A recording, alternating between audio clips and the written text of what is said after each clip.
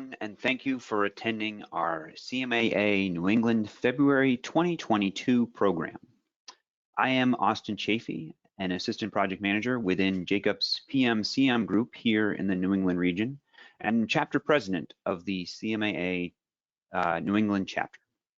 Before I go ahead and introduce today's speakers, I want to thank all our sponsors of the New England chapter. If not for their continued support, we would not be able to bring these types of outstanding programs to our membership and participating attendees. At the gold level, VHB, PMA Consultants, CBRE Curie, WSP, Gilbane, Whiting Turner Contracting Company, Stantec, HNTB, Kevel Enterprises, Janney Construction Management, Jacobs, and JLL. At the silver level, Caminetti Construction Advisory Services, Robinson & Cole, and City Point Partners. And at the bronze level, GPI. Thank you for your support for supporting our chapter as we pursue CMAA's mission to promote the profession of construction management and the use of qualified construction managers on projects and programs. We are presenting our program this afternoon using our GoToWebinar platform. Attendees will remain muted throughout the presentation and their cameras are disabled. If you have questions throughout the program, you may ask them by submitting them through the chat function. There will be time at the end of the presentation and we will open up the floor for your questions. If you have questions throughout the program, feel free to enter them at that time, and if it works into the conversation, we may address them then. This program will be recorded and posted to our chapter's YouTube channel following the presentation. Before I introduce and turn over the presentation to our speakers, I would first like to review the 4 learning objectives. Attendees will be eligible for a 1-hour continuing education credit and should expect to hear from CMAA National following the presentation. Just a note, viewers of the recording are not eligible for the continuing education credit. Learning objective number 1, participants will learn best practices to employ in reducing risk and increasing recovery of costs. Participants will learn how the project's delivery method dictates this risk. 3, participants will discover how contract language can be used to allocate the risk. And 4, participants will explore how the project team can manage this risk. With that out of the way, today I have the pleasure of turning over the presentation to Joseph Barra and Bob Freas. Joe is a partner with Robinson & Cole and a frequent contributor to CMAA. Bob is a principal with Exponent, and together they have developed this presentation to educate the CM industry professionals on COVID-19 and the impacts to material escalation and cost escalation, or material shortages and cost escalation. So, Joe, I've turned over the presentation to you. You can fire up your PowerPoint, and the floor is yours. Great, thanks so much. Can you actually see the presentation at the moment? Yes. Excellent. Okay, great. So hey folks, as mentioned, we're going to cover the concept of material shortages and cost escalation in the built environment. The idea here being we want to explain how this problem occurs, but let's do this. Let's talk about what we'll cover. So in the spirit of what we learned in junior high about telling you what we're about to talk about, then we tell you what we're going to talk about, and then we told you what we did talk about. So what we're going to cover is we're going to talk about defining the problem of material escalation and material shortages, how the project's delivery method or the cost model essentially dictates how this risk is allocated, how contract language can be used to allocate or reallocate this kind of risk, how the project team can manage the risk of cost escalation and material shortages. Okay, so with that said about what we'll cover, I'm going to turn the microphone over to Bob to talk a little bit about defining the problem and how this came to be. Okay, thank you, Joe. Good afternoon, everyone. So this diagram that we've got up here on the screen now gives you a comparison over time of the inputs to construction in the red line versus the blue line, which is bid pricing.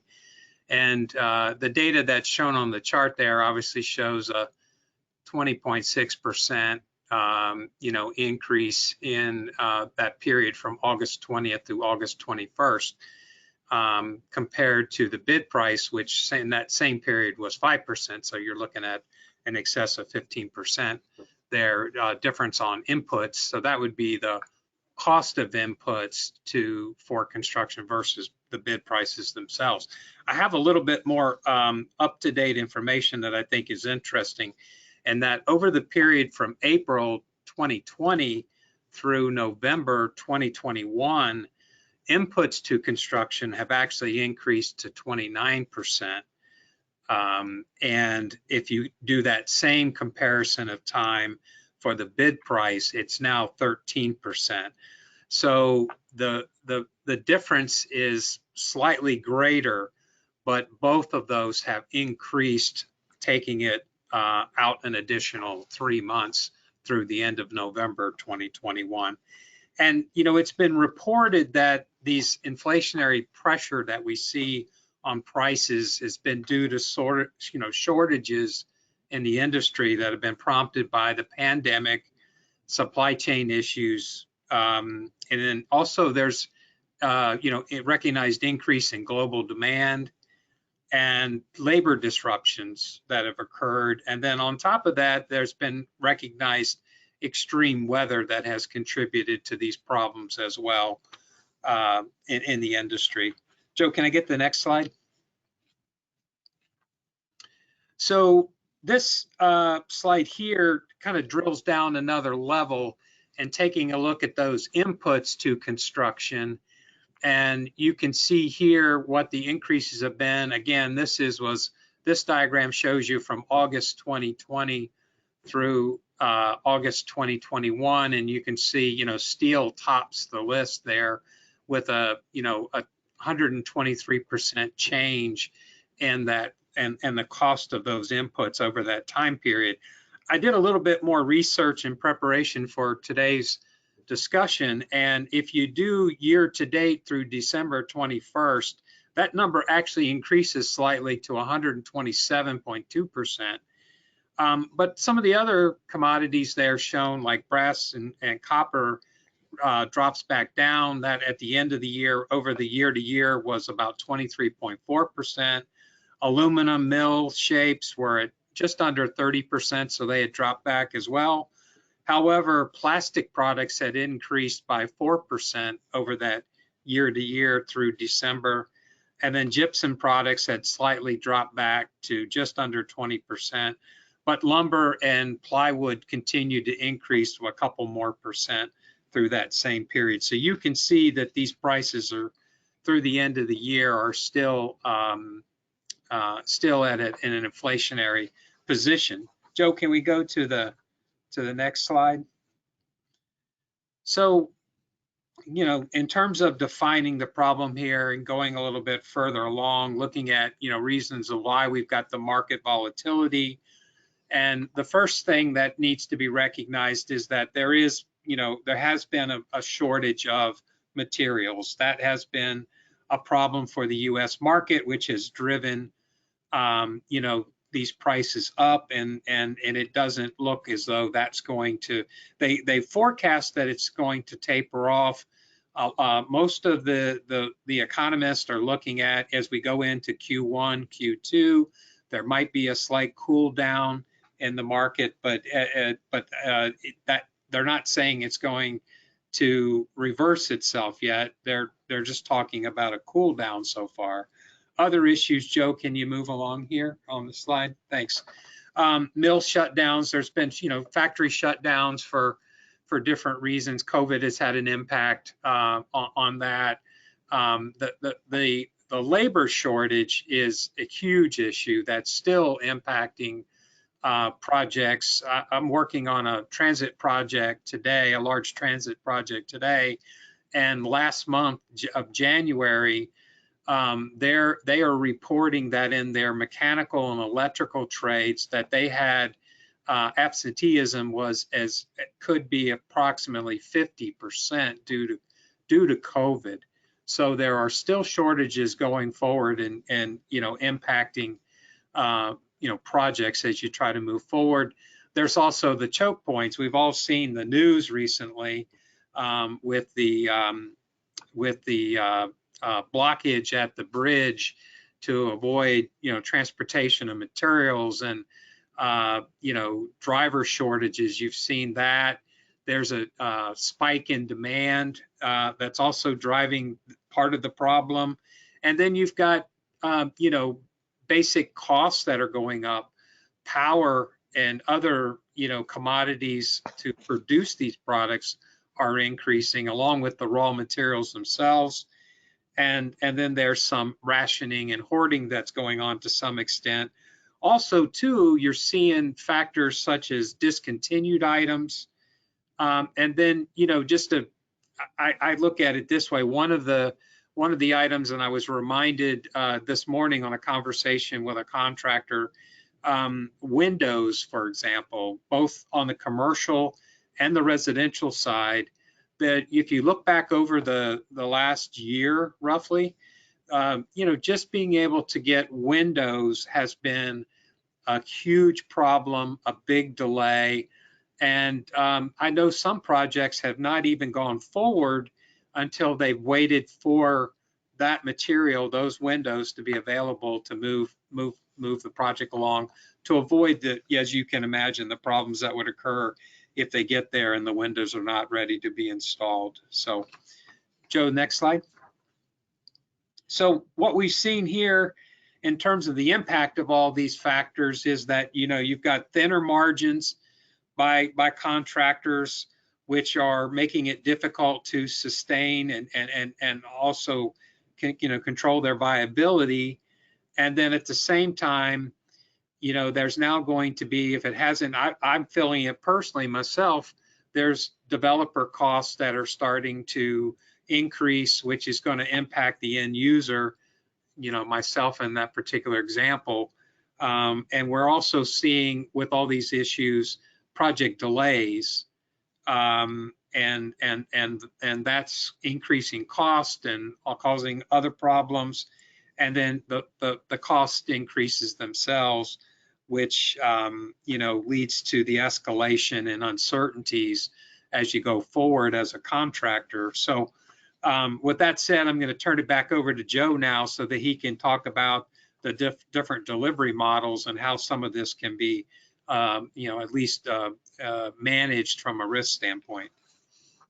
Thanks, Bob. So now that we understand the definition of the problem and why we're sort of in the middle of it, let's talk for a moment about how the selected project's delivery method or cost model dictates how the risk is allocated. So we start with the traditional design bid build, which is most certainly done on a stipulated sum. And in that instance, the risk absent a cost escalation clause is almost entirely on the contractor. They bid the project as a hard number, and they're kind of stuck with those numbers without any assuming that there's no contractual relief. And we'll talk about what contract provisions can help there. Another cost model that helps to dictate how that risk is allocated is using CMAA risk, with or without the GMP. Here, there's a little more flexibility in terms of allocating some of that risk back from the contract, the constructor, to the owner. But once again, if it's subject to a GMP, then there's a ceiling beyond which the constructor is responsible for absorbing that risk.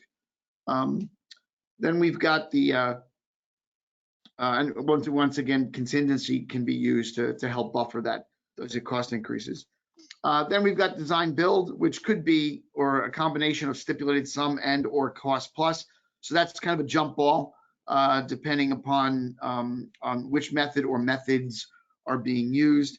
But perhaps the one delivery method that we don't see a lot of here, absent in certain industrial industries, is the EPC, which uses a target price, where the design and construction team sets a price that they believe at around 30% should be the ultimate price, and then that's the objective in terms of what ultimately that price should be at the end of the project. So that gives the EPC contractor a little bit more flexibility to buy out the project, depending on the material costs at what they are at roughly 30%, give or take, when that price is dictated. Hey, Joe, Yeah. can I interrupt for a second? Also, too, under that EPC model, you can, in a lot of cases in that, when that model's used, you've got this full wrap or turnkey type approach with the model, right? But one of the things that some parties will use is they'll use what's called a partial wrap, where the owner would procure certain equipment, and that might help with potential cost escalation and things like that. So that's another twist to that particular model on top of the target price that might help to shift some of that risk around a little more. Exactly. That's a really good point, Bob. You see that a lot in energy projects where the owner might purchase the turbines Right. for that kind of a project, and of course then that risk gets transferred to the owner in that regard. So having talked for a little bit about how the project's delivery method or cost model dictates the risk, now let's talk about how contract language can be used to allocate this risk. So we're going to chat about some material escalation clauses. We'll start first with what I refer to as manuscript clauses, which are ones that are just specific to a particular project and drafted on a one-off basis. Then we'll talk a little bit more about how some of the standard forms, like the consensus docs, addresses material escalation. But starting with the manuscript concept, where you're going to create a material escalation clause from scratch with regard to a particular contract, you've got a subcategory. You've got two of them. You've got the threshold escalation clause, which is essentially cost-based. And what I mean by that is that the purchaser of the goods absorbs the risk until the cost reaches a certain tipping point. And what I mean by that is that tipping point can be either a cost-based trigger, where I buy lumber for a project, and I identify in the contract, all right, I'm bidding this project, or I'm submitting my cost proposal based upon the cost of lumber being a certain cost per board foot or otherwise. And so the cost-based trigger says if it exceeds that particular cost by a certain amount, and here it could be like 5% of the bid price, then I'm entitled to an escalation commensurate with the difference in price between what I assumed it would be when I bid the project and what it is when I'm actually going to purchase the goods. The quid pro quo here is that likewise there should be an under clause, right, which says, well, if it's less than what I anticipated it would be by using a number of 5%, and that number can be negotiated, then in that instance, the price should go down. So in this instance, you've got this threshold, meaning it reaches a certain tipping point, and if it's a cost-based trigger, you can do it based upon the actual bid price.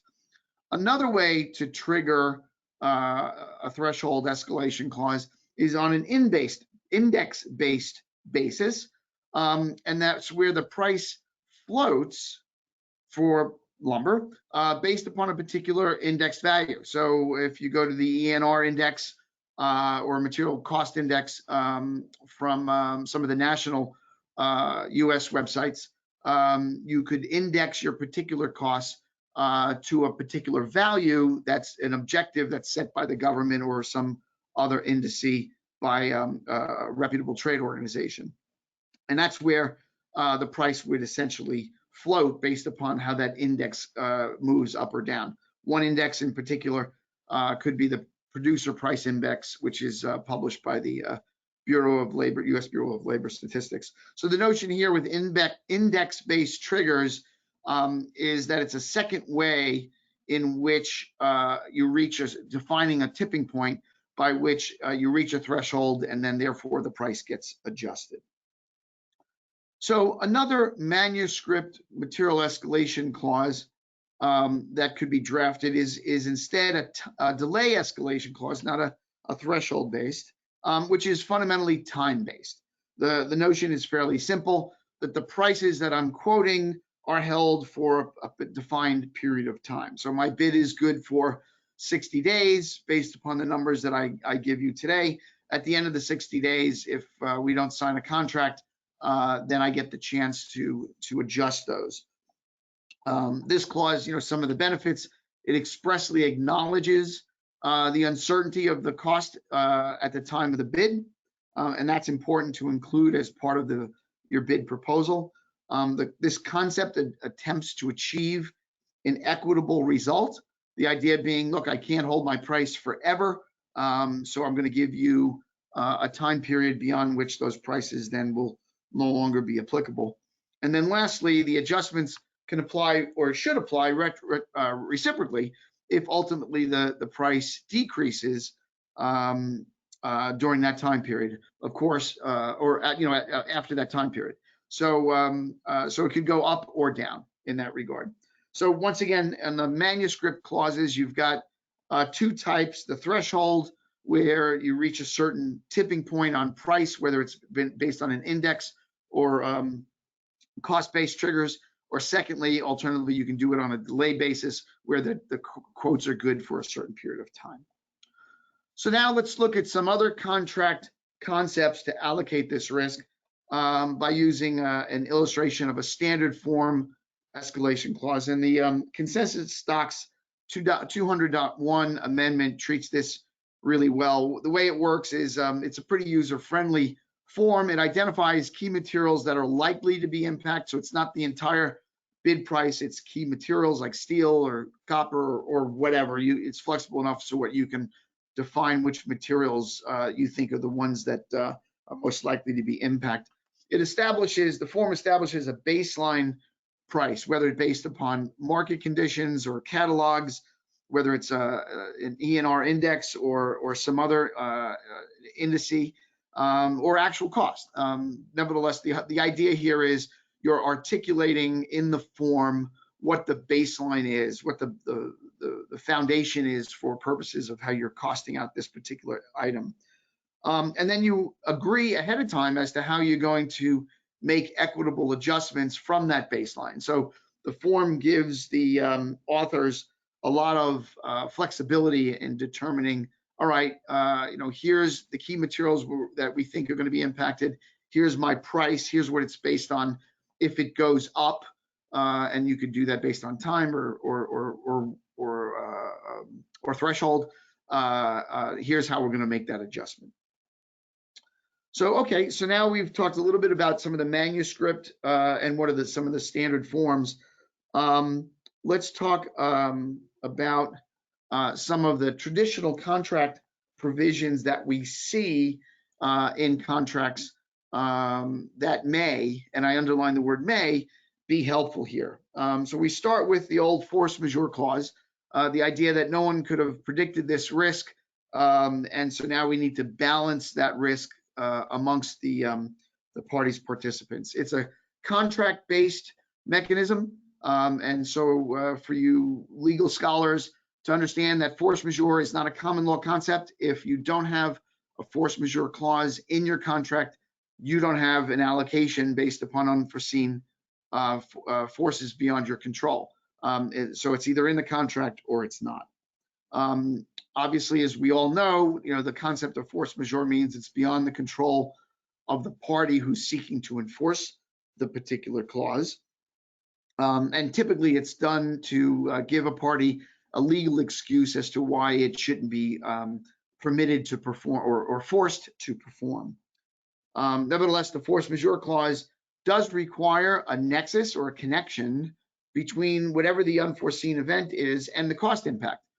So you, as the party claiming the benefit of a force majeure to excuse your performance, has to demonstrate that whatever the event is, whether it's a cost escalation based upon a particular event or otherwise, and has to have that relationship between the actual cost impact itself.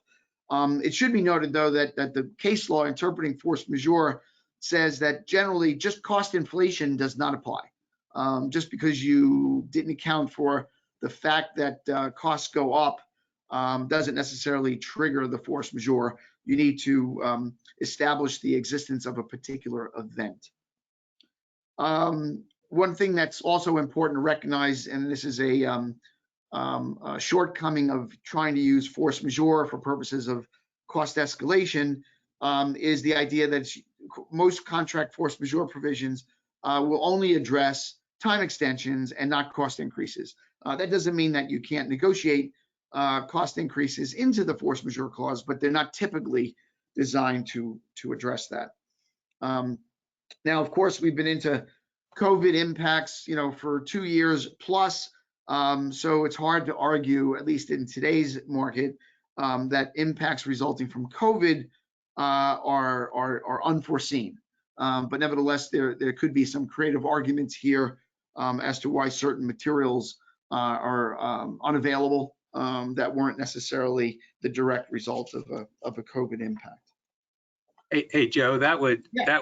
that issue would be relevant to new contracts going forward, but obviously contracts that have been executed a year or two, or maybe not a year, but let's just say 2 years ago, would be a lot more difficult to make that argument that it wasn't foreseeable when you entered into the contract. We know it is today, but not 2 years ago. That's exactly right. And so maybe I overstated that. The idea here is that for purposes of existing contracts that were identified either before or during the COVID period, you always have the burden of demonstrating that it was an unforeseen event. It's hard for contracts that were prepared more recently to say that COVID was an unanticipated circumstance on a going forward basis when you're drafting contracts going forward. So let's talk about another contract clause that may come into play here. Not the best to rely on, but nevertheless, if you don't have a material escalation clause in your contract, you're kind of left with whatever the language is. So here you've got a change in law clause, and to the extent that you can demonstrate that the cost escalation is the result of a tariff or a tax that was unanticipated or not anticipated at the time of the contract, you may be able to take advantage of the change in law clause here. The idea here is that, look, when we signed the contract, certain tariffs and taxes were in place, and this typically happens with regard to international issues. For example, lumber from Canada. During the previous administration, there were tariffs imposed with regard to lumber that made the cost of lumber imported from Canada much more expensive. And so a clever argument there could be, well, look, that tariff was not in place when we signed the contract. It came into place afterwards, and now that cost of lumber has increased significantly. It's a result of a tariff, which could be argued to be a change of law. Then there's the protectionist legislation, the Buy American or Buy America statutes. The notion here that you can't find this material or these goods, namely steel, here in this country. For some reason, you have to go outside, and therefore the legislation makes it much more difficult and more expensive. Then there's the old no damage for delay clause, which is always a concern when it comes to project delays and then material costs increase as a result.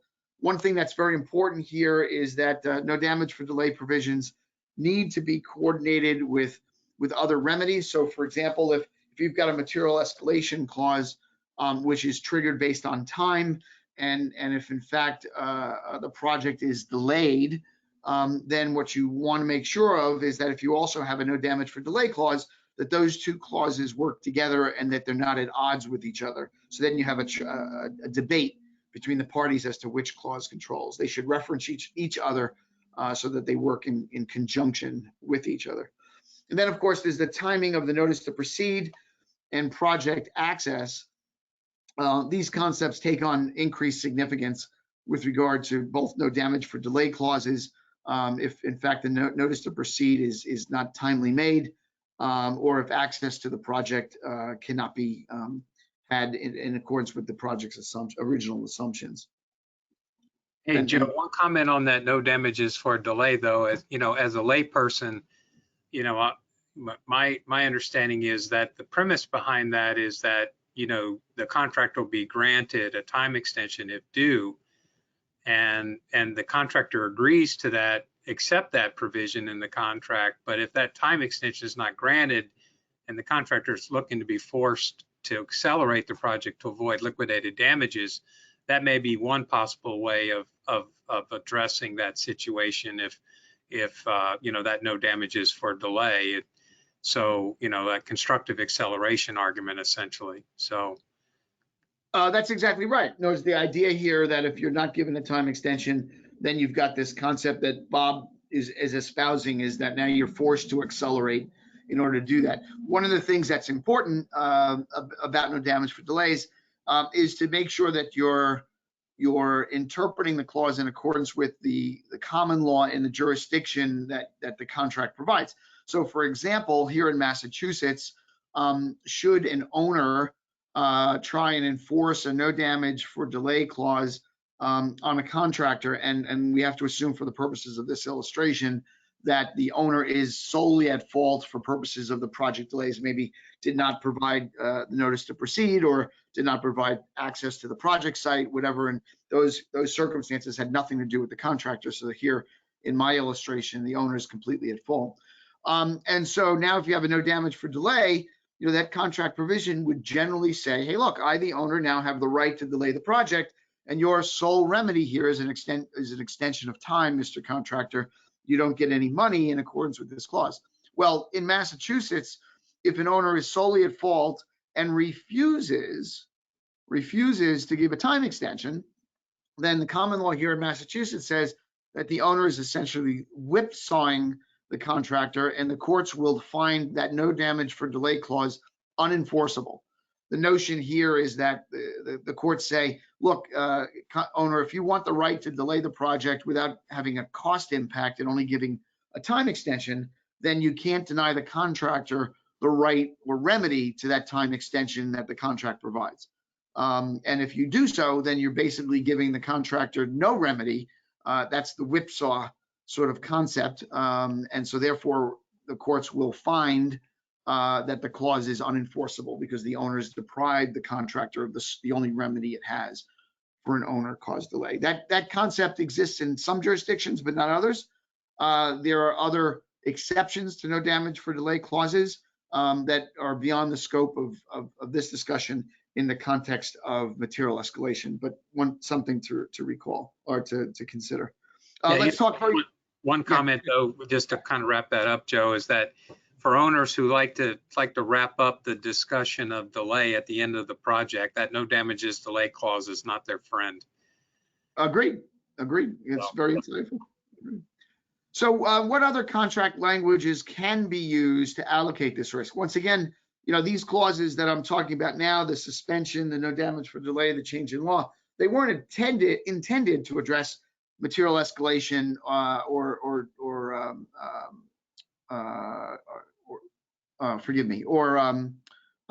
product scarcity, if you will, but nevertheless could be interpreted depending on the circumstance. Here we've got an existing clause about the suspension. Now this clause would typically give the parties to right to suspend to suspend should costs spike. That's assuming that it contains a suspension clause that gives that right. In other words, your suspension clause would have to give a party the right given that circumstance. So that's one thing to consider, whether the suspension clause, existing suspension clause, can be read to include cost spikes. Once again, the termination for convenience clauses. Here, this clause gives the party the right to terminate without cause, right? The other party didn't do anything wrong. But nevertheless, if I were to draft a termination for convenience clause, I would want to include a reason that gives the contractor the right to terminate related to spikes in costs or material shortages. So you're basically saying, look, it's not your fault, it's not my fault, but the cost for these materials has gone skyrocketing, and so therefore, if we can't adjust the contract price in accordance with the material escalation clause, I want the right to terminate for convenience. So now we talk about ways in which the project team can manage the risk, and I'm going to turn the microphone back over to Bob. Okay, thanks, Joe. Okay, so what we're going to do here is go through some items, some possible options that are available to the project team to manage these risks that we've been talking about on this discussion here. And I think the one that I hear over and over again from all of the contracting community is that early communication, coordination, and openness is a big key here to attempting to reduce your risk, whatever side of the table you might be on, for the owner or the contractor side, or even the relationships between contractors and subcontractors. So everyone emphasizes that, and I think that's an important part, and it always seems to help regardless of what topic you're talking about in construction. So Joe, the next one. Okay, so another option available too is to address store materials, and with the uncertainty with cost and the escalation that we've been seeing, some of the options out there might be to do like an early buyout, whether that takes place, as we talked about earlier, that might be done by the owner before the contractor even is awarded the project, or it could be an agreement by the owner and a contractor to do buyouts earlier than normal in the beginning of the project to avoid the cost escalation that we've been seeing. And also, as we'll talk about, it also eliminates the possibility of an availability issue at a later date. Now, there's going to be additional costs that are going to be incurred by the early buyouts, but there's a trade-off there to weigh out, those costs like handling and insurance and storage costs versus the, avoiding the cost escalation. And depending on the material or the equipment, you have to just, determine what's the best case scenario in that option. Next, Joe. As Joe talked about, under the contract delivery models, use of contingencies is another way of attempting to manage this risk, or whether it's through an allowance in the contract. Joe talked about some manuscript clauses that could be addressed in that regard, and the delivery model itself would allow you to introduce into that process the idea of having contingencies and allowances set up, and alternatives as well. That's another issue we hear from the subcontracting community, is that give me the ability to have alternatives, because for example, an electrical contractor, they can provide a light fixture that will perform like the performance standards that are in the specifications, but they may not be able to deliver you that specific item that's spec'd out. And so the idea of having the ability to provide alternates mechanism, and not to make it as challenging as it is sometimes for alternates to be proposed by the contractors, is key. And then with all this that we've gone through over the last couple of years, we're seeing a trend of the parties gravitating back to spending more time and effort on a risk management plan. I think, it's obviously people are realizing that there is value, or reminding themselves, maybe is a better way of saying it, that there's value in the process and the effort spent on developing a risk management plan.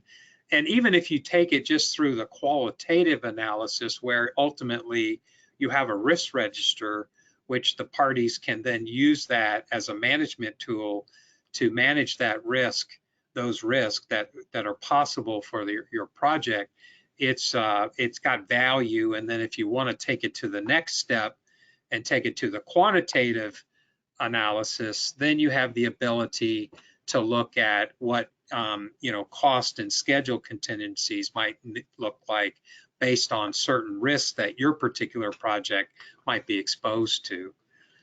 And then one thing that is not a guarantee in this whole discussion is that the schedule still plays an important role in the delay process. I think in the beginning, some thought, well, it's COVID, I automatically get my time extension, and I'll get an adjustment to my completion date.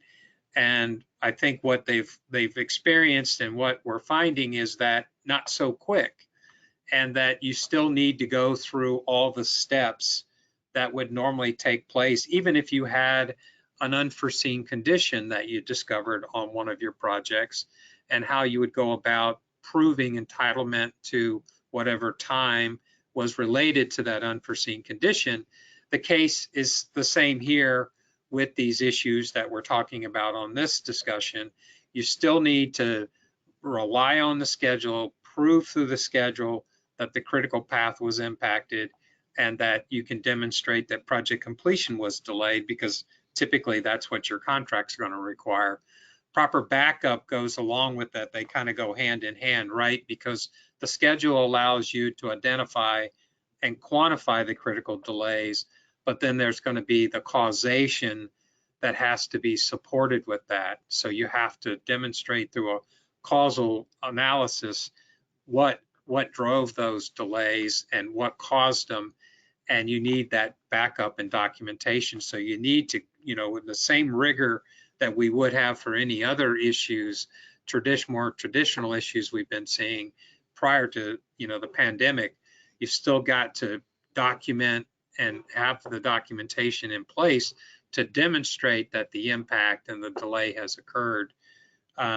Use of substitutions, I spoke about that a little bit earlier with alternatives, but substitutions, being able to make those available, because product A may not be available, but product B or C is. And so having that option can eliminate the possibility of experiencing a delayed completion. Owner direct purchase, that's where we spoke earlier too, about the owner acquiring materials or equipment in advance of the contractor commencing work in order to secure it or to avoid that price increase. So that's an option there. And then benchmarking is something that I know a lot of contractors do, but I think the rigor has been ratcheted up a bit with the situation that the industry's been in. And it's probably a good practice to continue, even if we start to see some cool down in the cost escalations and other issues. But it's a good best practice to have anyways in your toolbox. Joe talked about the pricing windows with the contract clauses earlier, and that's an option there that would allow you to manage that risk better. Joe, you can go to the next one. Yeah, I just mentioned here that putting a qualified bid in a proposal for a public procurement could be problematic in terms of your bid being considered to be non-responsive. So with respect to those out there who are working or bidding on public projects, you need to be careful to make sure that the particular procurement statute that you're proposing under allows you to qualify your bid for based on time and price. Yeah, that's a good point, Joe. Purchase in bulk, we hadn't really talked about that earlier, but the idea of purchasing in bulk gets better buying power. And depending upon contractors, they have that ability to influence that and their size and their purchasing requirements. They can maybe leverage that and get better prices while we're in this situation. Invoice transparency, making sure that that's I think that's always a key, but that only helps to hopefully in the processing and addressing these issues over time. Again, that goes back to the earlier idea or concept of being, open-minded and transparent through the process. Deposits. So that is one way. I don't know that Joe spoke specifically about that in the contracts, but by allowing to have a mechanism where you can upfront make a deposit on materials that will be purchased at a later date to secure a price and availability of those, and then get paid for that under the terms of the contract. So it's even, advancing the concept of getting paid for stored materials. It's even one step advanced of that, where you may be looking at a deposit, which just basically might be securing raw materials before a particular product would be either fabricated or assembled, and that's typically you wouldn't see that capability currently in contracts that were written, say, 2 years ago. And then last here, Joe, yeah, actually, just before you go to the last item there, Bob, I wanted to just sort of expound on that. And you sort of hinted about this, that the idea that, early funding or managing deposits is something that doesn't necessarily have to be in the contract. It's something that you can arrange with your contracting party, whether it's upstream or downstream, after the contract is formed. However, if you're now in the process of forming new contracts, it certainly makes sense to include a provision that gives you that opportunity, so that in fact you can secure the materials that you may need for long lead items or otherwise at the price that's currently in place at the time you place the order, as opposed to waiting for later on in the project to take care of that reservation. Yeah, and then the last item we have here is the concept of having alternate or supplemental suppliers. That could be not only the contracting trade itself, but the suppliers who provide the material and equipment to those trade contractors. And obviously that's an item that would be in your risk register that you would be watching and managing very closely, but having identified and making sure that your subcontractors have identified as well and have fallback plans should things not be available when they need to be is important. So you need to make that part of the plan as you go forward, to have those options open in case something does happen. Because assume that a default happens, or you get notice that you simply can't, supplier X cannot provide that particular item at this point, or can't provide it for some significant period of time later. You need to have that option you go to so that you can look to mitigate that delay or impact. So at this point, we will turn the microphone back over to the CMAA to sort of find out if we have any questions that we can answer. We've got about 10 minutes left. Yes, thank you. You guys did an excellent presentation, and so far we have 3 questions. So this first one, forgive me for not interjecting earlier on. This was on one of the earliest of slides, going back to the graphs on the timelines. So Bob, on your slides that you were discussing the inputs, what was the reasoning for the August 2020 start of the graph as opposed to starting in March of 2020 when the pandemic started? There was no particular reason. The data we had available, we plotted it from that point. And we hadn't gone back and looked further at the data when we originally put that together.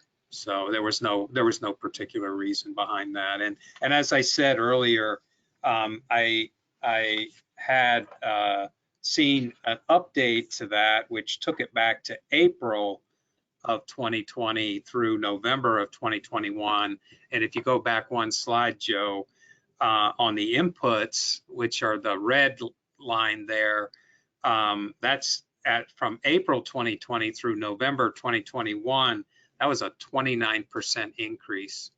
And then on the bid price, it had gone to 13%. So when you take it back 4 months earlier and take it 3 months later in time, you can see that both of those have incurred, 6 to 8%. Excuse me,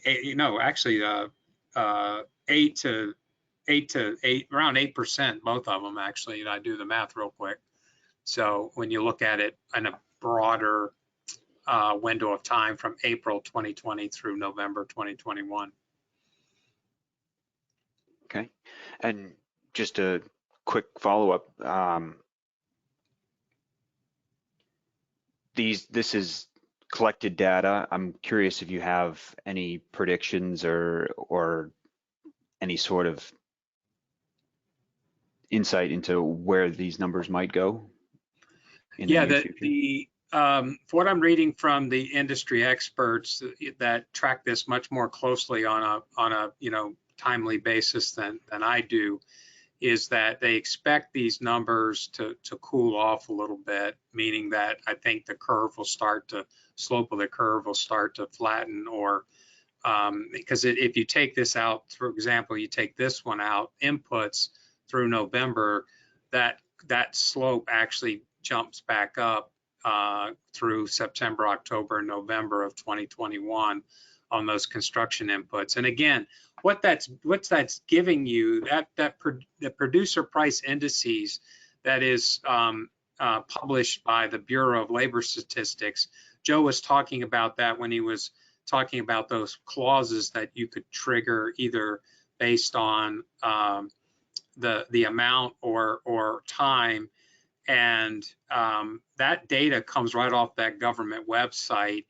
And that's really what it's doing, is it's measuring inflationary cost, or what the inflation to the cost of raw materials to the producers of products. So it's given us a sense of what the raw material increases are, have been happening to the inputs for construction. So we're talking about steel and copper and aluminum and plastics and lumber. And so that's what we're looking at there, which is this diagram here gives you a little bit more detail. And again, you can see that as I gave you those numbers, an update that I looked at earlier in preparation for today, we're still seeing some increases in things like steel and lumber, but some cooling off at least through December, over the year to year through December of 2021, a little cooling off on the copper and brass side and aluminum side, but the other areas, and a little bit in gypsum, but in plastics and lumber and steel still increases through the end of the year. So, but again, the forecast, the forecast is that these things will start to cool down here, and particularly more so, I think, in second quarter, because there's this belief that the infrastructure bill is going to provide some of that function, and time will tell how much actually, gets rolled out and starts to, actually influence the market. Okay, excellent, thank you. So courtesy to Tom on that question regarding the timeline here. Next question comes in from Paul. He kind of lays out this scenario. Increased lead time for window fabrication was noted by the presenters. A common approach for new construction has been that the window contractor waits for the construction of the rough opening to be complete before making measurements and preparing shop drawings for window fabrication. Past historical lead times for window fabrication and delivery have been built into project schedules. With new longer lead times, the traditional approach to timing the measurements and shop drawings is problematic. So now the question, are the presenters aware of any new approaches for contracting with window contractors specifically to help address this problem? I'm not. No, I mean, and I think, I think it was Paul you said, Austin was the person who Yes. addressed that.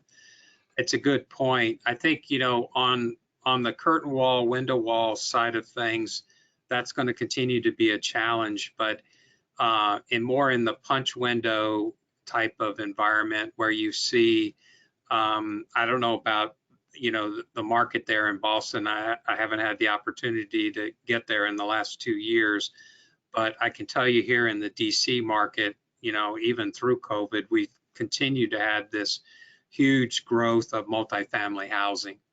And, that tends to be typically, that punch window type of product that's used in those buildings.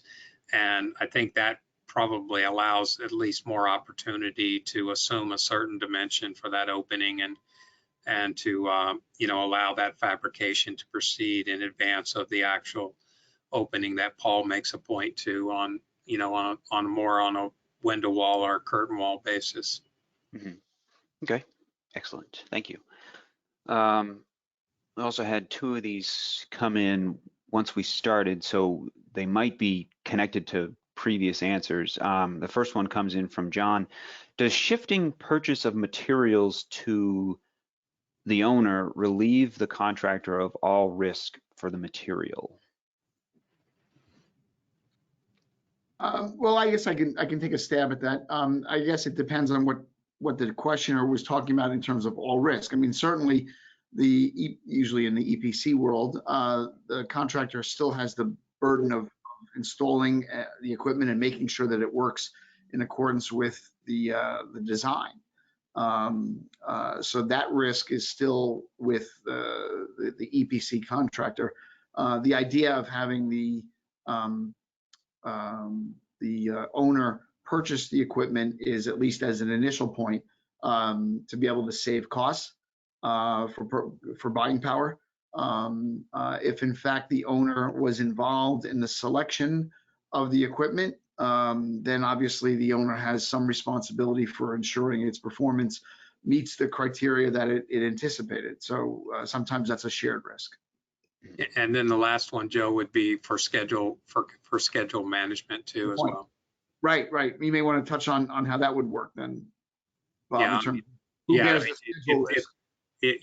Getting back to the risk management plan, if that is practiced early on, very early on, even from the owner perspective of any equipment and material that might have a long lead time, that early buying of that would eliminate the possibility of potential delays during project execution should that equipment not be delivered or made available in time to meet the schedule. So you obviously want to try to reduce that risk to the extent possible, and if you can advance that, because some items have a significant long lead item, and in the environment today, at least what we've experienced over the last 2 years, you never know whether there's going to be a potential outbreak of Omicron, which shuts a facility down for a week or two, or or multiple outbreaks that shut it down over a course of time. So although we hope that a lot of this is going to calm down and get out of here, but at the moment we're still seeing these occurrences. So it's still something that needs to be thought about as you go forward with projects. And I know it's 1 o'clock, so I just want maybe quick answers on this last one from Carl. And this came in during the response for the first one, so I think it's tied into that conversation.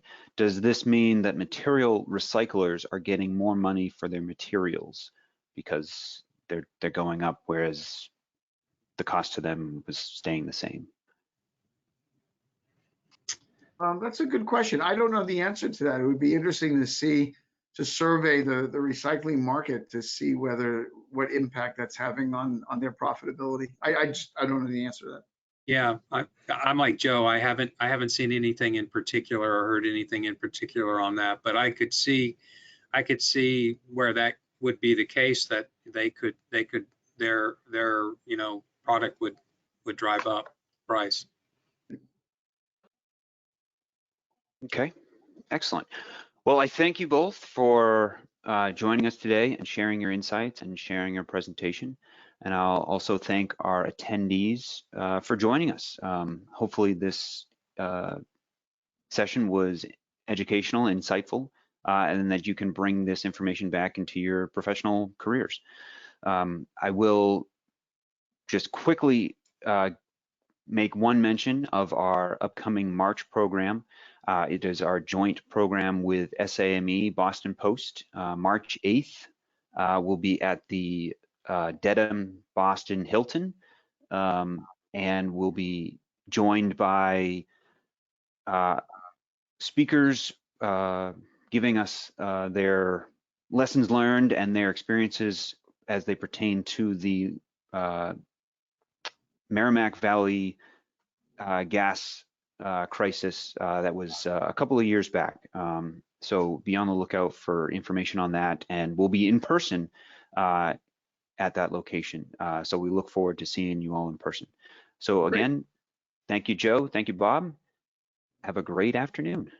Great. And Austin, just as a side thought, if anyone has any questions that they didn't want to ask over the system, feel free to email me or Bob. You can reach me at the letter J Barra, it's all one word, at rc.com. And then Bob, your email address? I'm at rfreas, it's RFREAS at exponent.com. Great. All right, folks. And worst case, they can send it to info@cmaa.org, and I can forward that on to you. Okay, great. So, that works too. All right. Thanks, Austin. Thank you.